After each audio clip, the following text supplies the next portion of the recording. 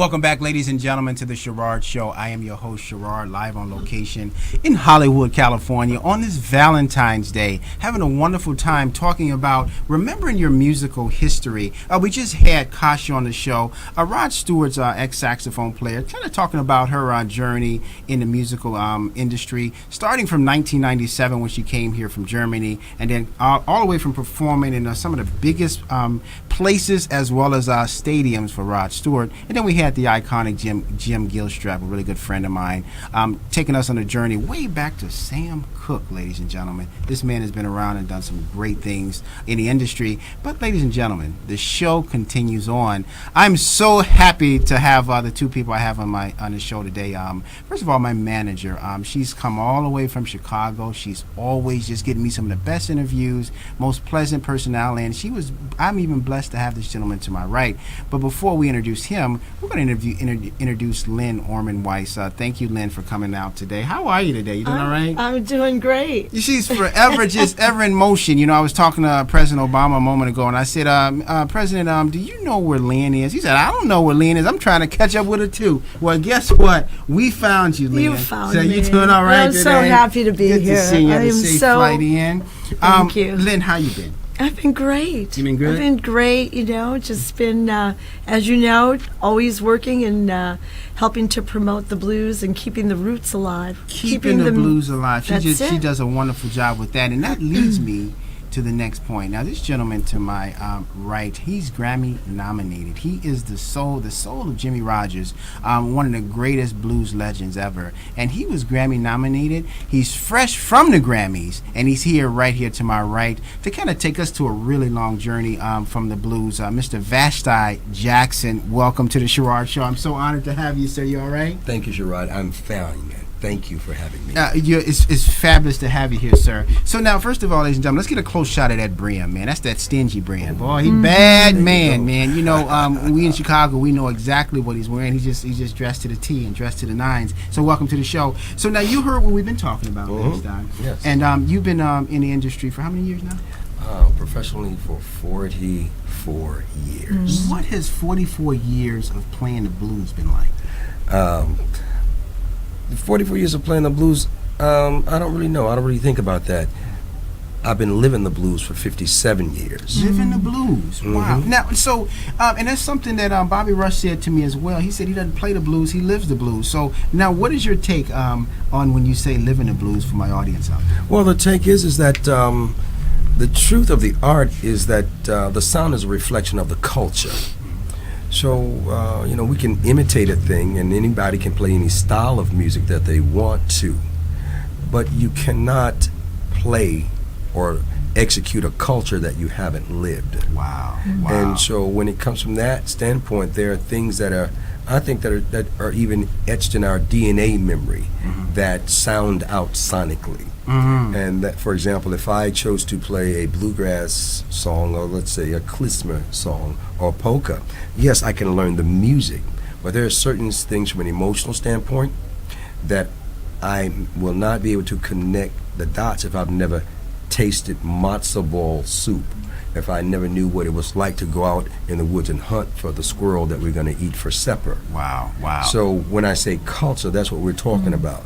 You've heard the term culture vultures. Yes, I have. And, that's when people actually do a facade of a culture that they really haven't lived. That's very interesting you say that, so Vashti. So my question to you is, so every song you play, every performance every time you perform, you're feeling everything you're playing, right?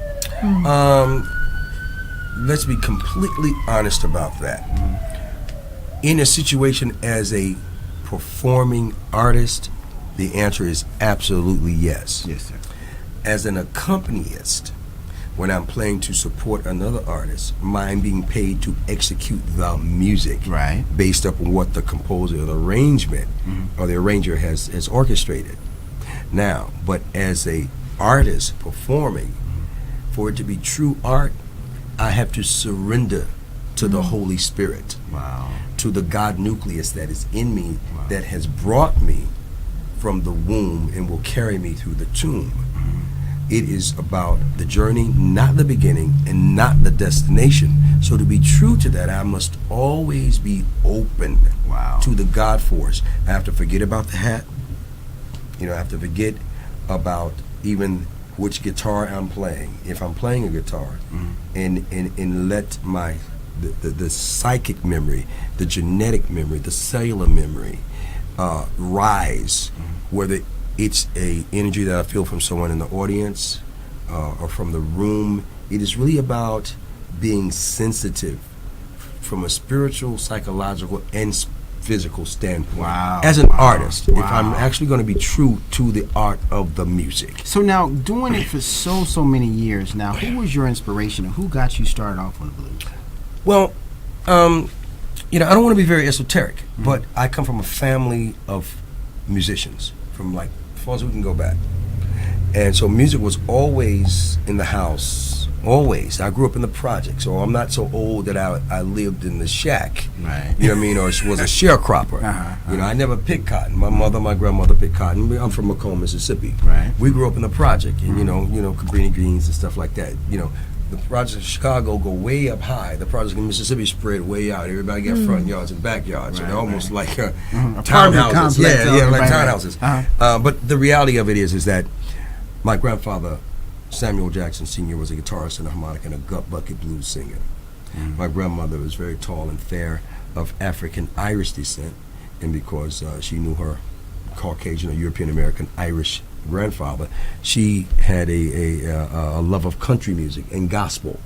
So I heard these things regularly around the house.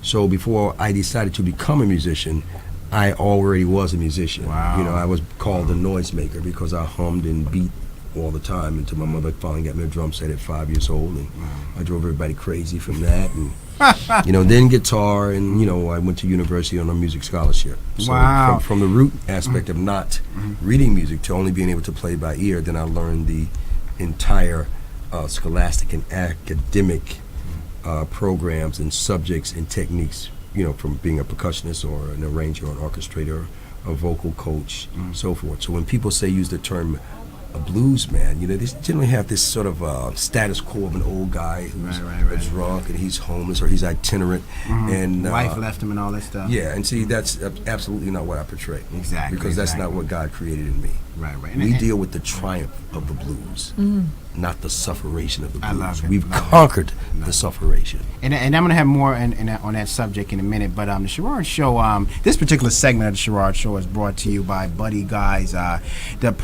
prostate awareness campaign that's going on. And this is part of the reason why we brought Lynn on, my manager, to kind of talk about it for the prostate awareness. Actually, February is Prostate Awareness Month. People don't know, but February is Prostate Awareness Month. Now, Lynn, let's kind of talk about that for a moment or two, because it's kind of looped into something that's pretty creative that can really benefit others as well. So we have it on the screen now, but tell us a little bit about it. Right. Well, this has been a really wonderful project that I was brought on as a producer and a programming director for. I'm calling it Connecting the Dots Between Blues and the Prostate Cancer Cause. It's the first time anything like this is being done. Buddy Guy is the national spokesperson. He came on board just recently. His brother Phil died in 2008 from prostate cancer. Wow. And it really was because of the whole awareness campaign of being diagnosed late in the game, because prostate cancer is one of those things, if you are diagnosed early on, there is treatment. So that's one of the things that Buddy Guy is the national spokesperson, and now his daughter Carlise Guy. This is something that really touched his family deeply. And also Bobby Rush has come on board to be spokespersons for the prostate cancer. It's pcablue.org and the Prostate Cancer Awareness Campaign. As a matter of fact, I have to say, because I'm excited, listeners out there or viewers who know Buddy Guy knows that he plays a polka dot strat. Right, Bastard? Absolutely. Right. Do you know why he plays a polka dot strat? I do not.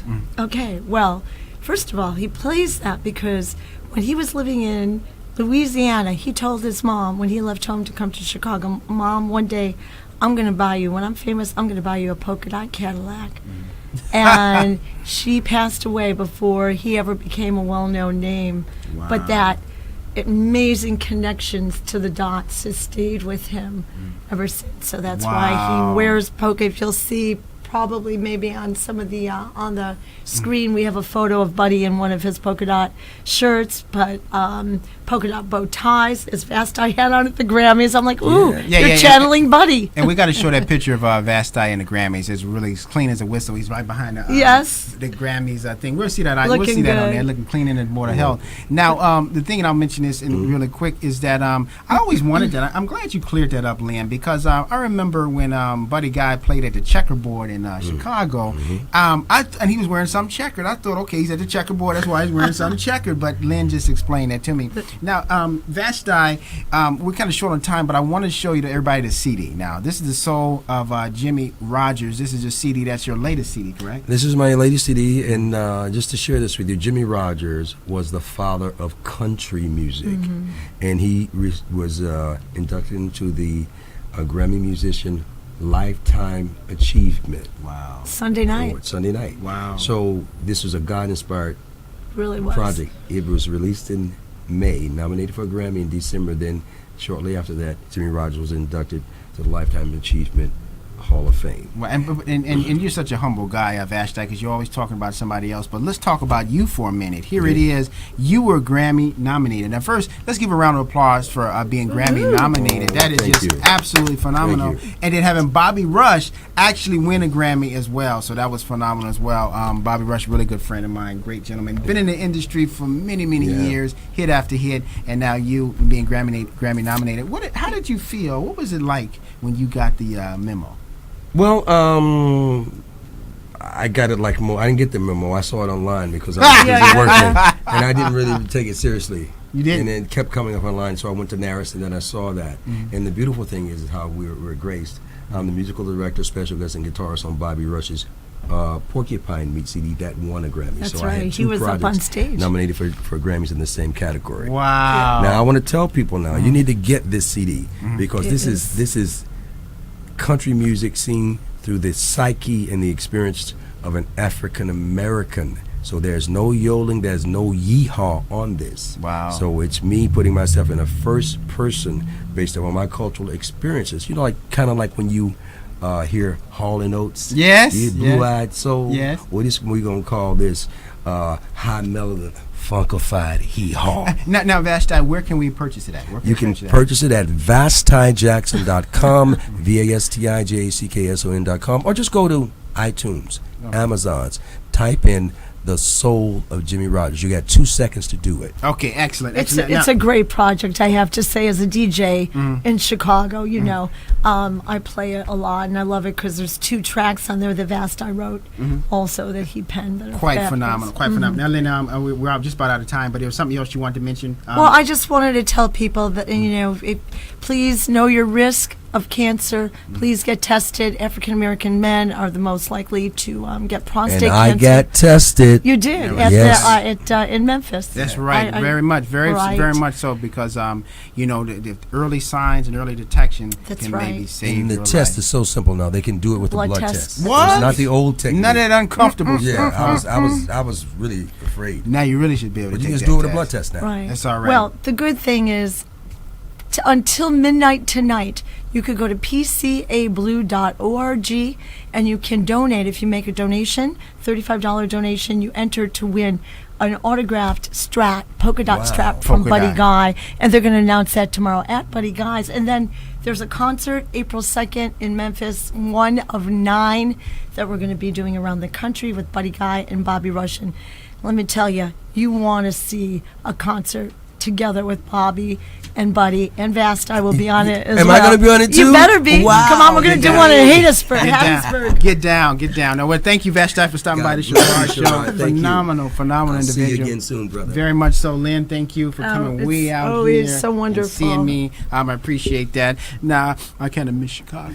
But, ladies and gentlemen, we really appreciate our guests as well as Kasha and Jim coming by the show on this Valentine's Day. Just giving you a kind of a snippet of remembering your musical history. Just remember, God loves you and so do I. But even more than that, remember, just